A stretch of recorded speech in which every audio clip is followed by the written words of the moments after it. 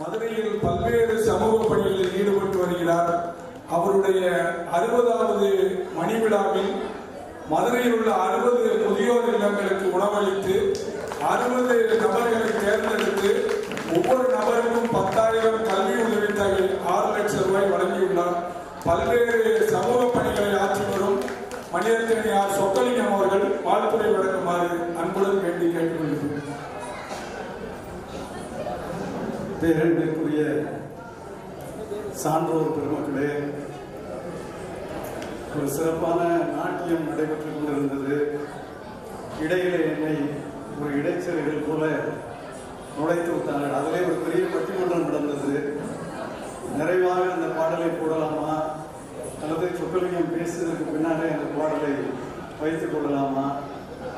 உடனே அந்த ஒருங்கிணைப்பாளர் சொன்னார், இல்லை குழந்தைகள் எல்லாம் கொஞ்சம் மேக்கப்லாம் போட வேண்டியிருக்கு, நாம் எல்லாம் அலங்காரம்லாம் பண்ணணும், இவருக்கு எதுவுமே பண்ண வேண்டாம், இவர் எப்படி பார்த்தாலும் ஒரே மாதிரி தான் இருக்கார், இருந்தால் இவர் முதல்ல பேச சொல்லியிருக்க அப்படின்னு அன்பிற்குரிய சகோதரி செல்வி கணேஷ் அவருடைய குழுவினருக்கு நம்முடைய பாராட்டை வாழ்த்தை.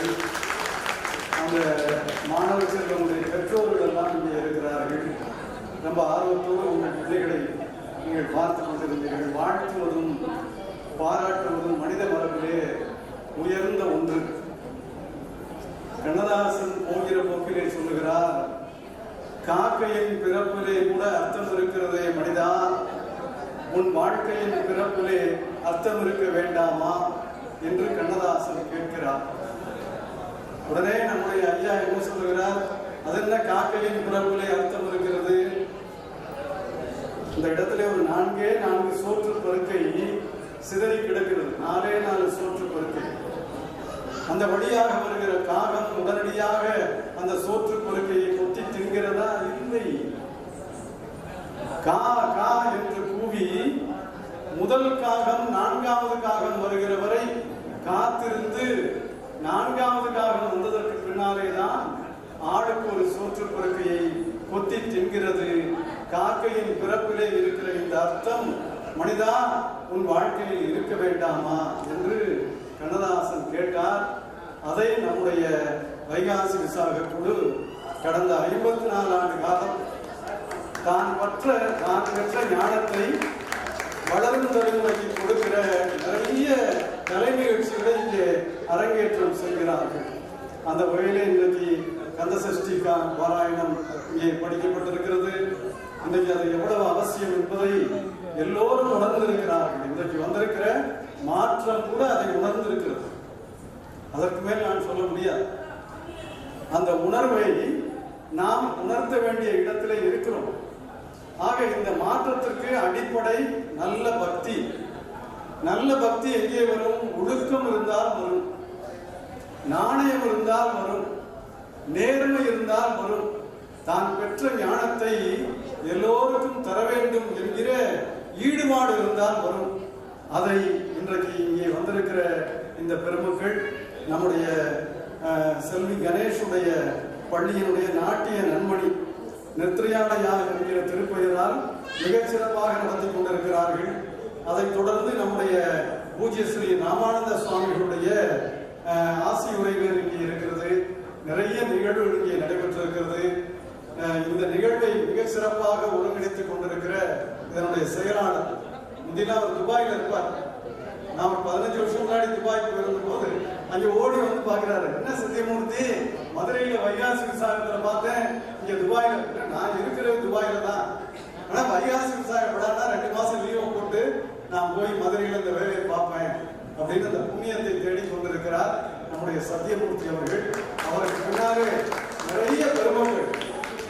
சத்தியமூர்த்தி ஒரு கருவி தான், அவர் தன் பெயரை சொல்லக்கூடாது.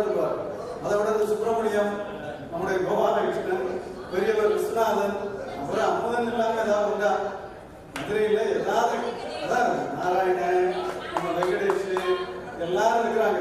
ஆக நம்முடைய டாக்டர் டிகேஎஸ் கூட பின்னாலே அமர்ந்திருக்கிறார், ஐயா இருக்கிறார்கள். இப்படிப்பட்ட பெருமக்கள் எல்லாம் ஊர் கூடி தேர்ந்தெடுக்கிற பணி.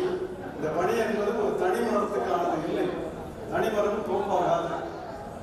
ஆனால் அந்த தனிமரம் இல்லாமல் திருமுருகனுடைய திருப்பெயரால்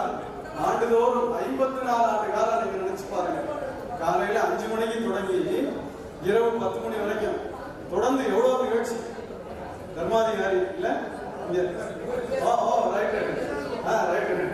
அந்த மாதிரி இவங்கெல்லாம் வந்து நிறைய திருப்பணிகள் செய்யறாங்க.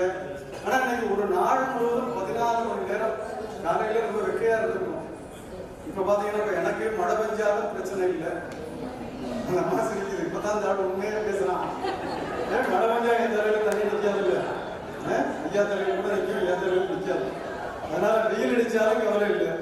அதனால அன்புக்குரிய பெருமக்களே, இதையெல்லாம் கடந்து நம்முடைய பொறியாளர் கண்ணன் அங்கே உட்கார்ந்து பார்த்துட்டு இருக்கார். நான் வந்து வாழ்த்துறதுல பாராட்டுறதுல கஞ்சத்தனமே வேண்டாம் அப்படின்னு நினைக்கிற ஆள். அதனால நிறைய நீங்க வாழ்த்துங்க. இன்னைக்கு இளைய தலைமுறையை பற்றி எல்லோரும் என்ன சொல்லுகிறார்கள், அவர்கள் சரியில்லை, நாம் சொல்வதை கேட்பதில்லை. அப்படி இல்லை. இந்த காலம் என்பது அவர்களுக்கான காலம், நாம் வேடிக்கை பார்க்க வேண்டிய காலம். இது குளோபல் வேர்ல்டு, உலகமயமாக்கலை நாம் வாழ்ந்து கொண்டிருக்கிறோம். உலகமயமாக்கலை கூட திருமுருகனுடைய திருப்பெயரால் 14 மணி நேரம் ஒன்று கூட முடிகிறது என்றால் அதை நம்முடைய வைகாசி விசாக குழுவால் தான் செய்ய முடிகிறது. அதை தொடர்ந்து அவர்கள் முன்னெடுக்கிறார்கள்.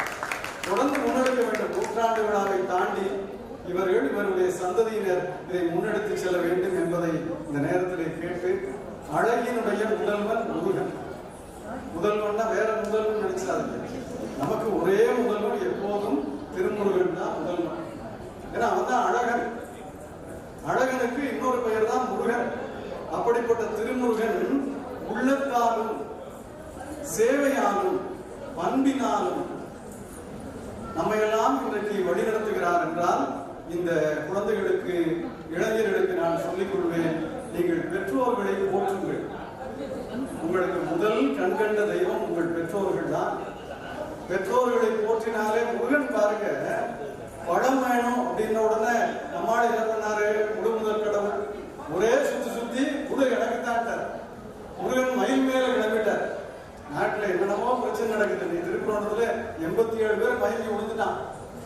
முருகன் என்ன சொன்னாரு, நான் போய் என் பக்தர்கள் எல்லாம் பார்த்து போறேன், அந்த 87 பேர் நல்லா இருக்கணும்னு பார்த்து போறேன், எல்லாரையும் பார்த்து போறேன்.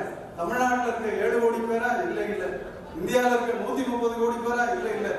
உலகம் முழுவதும் இருக்கிற மனித குலத்தை நான் பார்த்துவிட்டு என்னுடைய பெற்றோரை வணங்கி படத்தை பெற்றுக் கொள்வேன் என்று உலகத்திற்கு ஒரு தர்மத்தை போதித்தவர் திருமுருகன் என்பதை இந்த நாளிலே நாம் நன்றியுணர்வோடு பார்க்கணும்.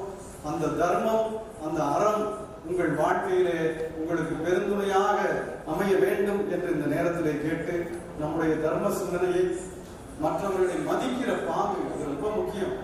எனக்கு இங்கே பார்த்தீர்கள் என்றால் நிறைய அந்தணர்கள் இதை இருந்து முன்னெடுத்து செல்கிறார்கள், நிறைய வேத விற்பனர்கள் முன்னெடுத்து செல்கிறார்கள். ஆனால் இங்கே வந்திருக்கிற எல்லோரையும் மதிக்கிறார். அந்த பண்பை நீங்கள் கவனத்தில் கொள்ள வேண்டும். இங்க வந்து பார்ஷியாலிட்டி எல்லாம் கிடையாது. இங்கே ஐயா வந்திருக்கிறார்கள், நம்முடைய வணங்குவதற்குரிய ராமானந்த சுவாமிகள். நான் அவர்களுடைய நீண்டகால அறிவேன். அவர்கள் எல்லாம் பார்த்தாலே நமக்கு வந்து ஒரு பெரிய புண்ணியம். நான் அவர்கள் 35 ஆண்டுகளுக்கு மேலாக நன்றாக அறிவேன். அப்படிப்பட்டவர்கள் எல்லாம் இருக்கிற போது இந்த இசை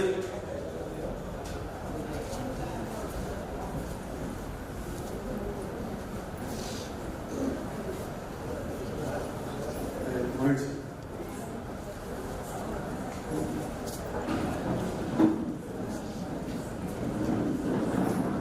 சுவாமிகள் இங்கே வந்துவிட்டு செல்வதும் அவருடைய அருக்கருணையினால் நாமெல்லாம் எதிர்காலத்தில் நலம் பெற்று வாழ்வது என்பதும் முருகனுடைய ஒரு திரு தொண்டராக அவர் இங்கே வந்து செல்லுகிறார்.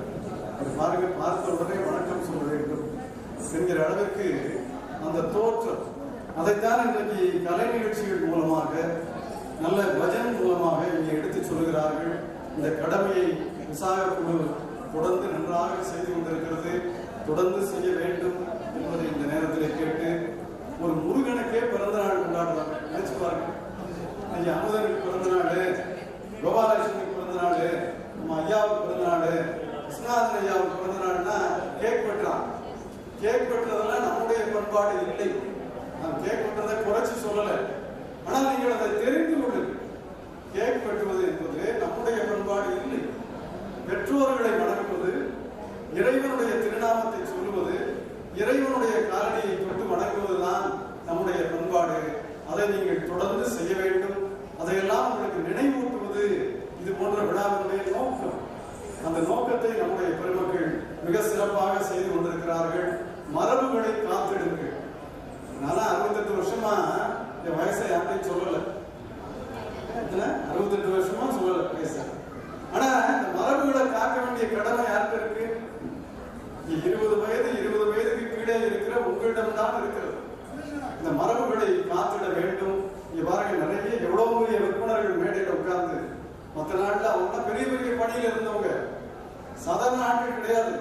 பெரிய பெரிய பணியில இருந்து பணி நிறைவுக்கு பின்னாலே இறைவனுடைய திருநாமத்தை சொல்ல வேண்டும் என்பதற்காக தூய்மையாக ஒரு சாதாரண ஒரு துண்டை தூக்கி மேல போட்டுட்டு காலையில இருந்து இங்க வந்து 12 மணி நேரம்.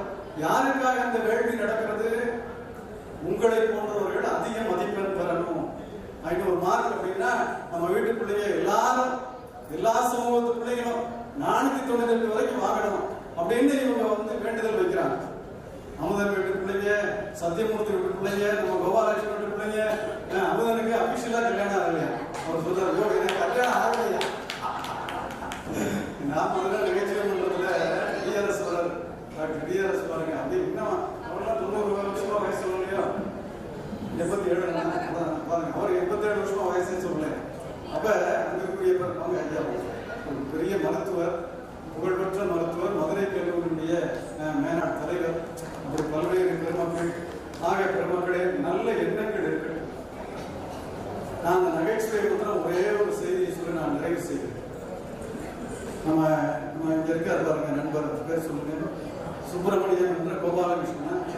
அவர் தம்பி, அவர் நல்லா உண்டையா இருப்பாரு. அவர் வந்து சுப்பிரமணியம் என்ன பண்றாரு, ஒரு நாள் வீட்டுக்குள்ள நல்லா புரட்டை விட்டு தூங்கி கொண்டு இருக்கிறார். தூங்கி கொண்டு இருக்கிற போது அந்த மாதிரி செய்யுது, புரட்டை விடுறதெல்லாம் அதான் இருக்கட்டும், தங்கச்சி செய்யுது. எங்க அண்ணன் புரட்டை விடுறதெல்லாம் உங்களுக்கு எப்படி தெரியும்? தூங்கிட்டு இருக்கிற போது நல்லா புரட்டை விட்டு தூங்குறார். திடீர்னு மின்சாரம் நின்று போகுது. நின்ன உடனே சுப்பிரமணியத்துக்கு ஒரே புழுக்கமா இருக்கு. அப்படி புழுக்கமா இருந்தா என்ன ஆகும்? தூக்கம் வராது. நல்லா சவுண்ட் ஸ்லீப்ல தூக்கம் நின்று போச்சு. அந்த தூக்கத்துல எழுந்து தட்டு தடுமாறி அந்த அறைக்குள்ளே இருக்கிற ஜன்னல் கதவை திறந்து வைக்கிறார். ஜன்னல் கதவை திறந்து வைத்து விட்டோம், காற்று வருகிறது என்று கருதி சுப்பிரமணியம் மீண்டும் நன்றாக புரட்டை விடுகிறார்.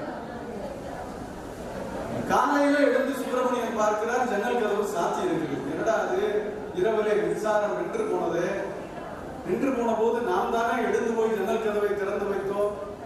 இப்போது ஜன்னல் கதவு சாத்தி இருக்கிறது. இந்த அறைக்குள் வேறு யாரும் இல்லை. கதவை கொக்கி போட்டல்லவா தூங்கி கொண்டிருக்கிறோம். ஒரே டென்ஷன். இங்கு முன்பு பார்க்கிறார், பார்த்தால் பக்கத்தில் இருக்கிற பீரோ கதவு திறந்திருக்கிறது. இரவிலே சுப்பிரமணியம் திறந்து வைத்தது பீரோ கதவை. ஆனால் ஜன்னல் கதவை திறந்து வைத்ததாக கருதி, காற்று வருவதாக கருதியதால் இரவெல்லாம் சுகமாக உறங்க முடிந்தது. எண்ணங்கள் தான் வாழ்க்கை என்பதற்கு இதைவிட ஒரு எளிய உதாரணத்தை உலகத்தில் யாராலும் சொல்ல முடியாது. சொன்னது சொல்லலையும் இல்லை, அமுதம் கிடையாது. எம்.எஸ். உதயமூர்த்தி சொன்னார், எண்ணங்கள் தான் வாழ்க்கை. எண்ணங்களாலே நீங்கள் உயர்ந்து நிற்க வேண்டும். இங்கே வந்திருக்கிற எல்லோரும் எண்ணங்களால் உயர்ந்து நில்லுங்கள். நல்ல உழைப்பாளி முத்துக்குமார் என்று பார்க்கிறார். நமக்கு எண்ணங்கள் நல்லா தானையா இருக்கு, நம்முடைய எண்ணங்களால் நல்லா இருக்கும். தேசபக்தியோடு இருக்கு, உதவுகிற உள்ளத்தோடு இருக்கு. அது ரொம்ப முக்கியம். எனக்கு உதவி செய்கிற மனப்பான்மை. நான் பார்த்திருக்கிறேன், ராமரிடம் பெரிய பாராட்டக்கூடிய முதல் பணி ஒரு சின்ன கடுகளவு என்றாலும் உதவி செய்வதிலே அவர்களுக்கு நிகர் அவர்கள்தான். ஏதோ இறைவனுக்கு பணியாற்றுவது இல்லை, அது ஒரு உதவி, அதுவும் ஒரு உதவி, அதை நான் மறுதளிக்கவில்லை. ஆனால் எல்லோருக்குமான உதவியை நிரம்ப செய்கிற உயர்ந்த நிலை அவரிடம் இருந்தது. அதை நாமும் எடுத்துக்கொள்ள வேண்டும். அது அவர்களுக்கு சொந்தம் இல்லை, எல்லோருக்கும் சொந்தம், மக்களுக்கான அந்த பொது நிலையை நீங்கள் உணர வேண்டும் என நான் இந்த நேரத்தில் கேட்டுக்கொள்கிறேன். காற்று இருவகைப்படும். கால்பந்திலே இருப்பதும் காற்றுத்தான், புல்லாங்குழலில் பயன்படுவதும் காற்றுத்தான்.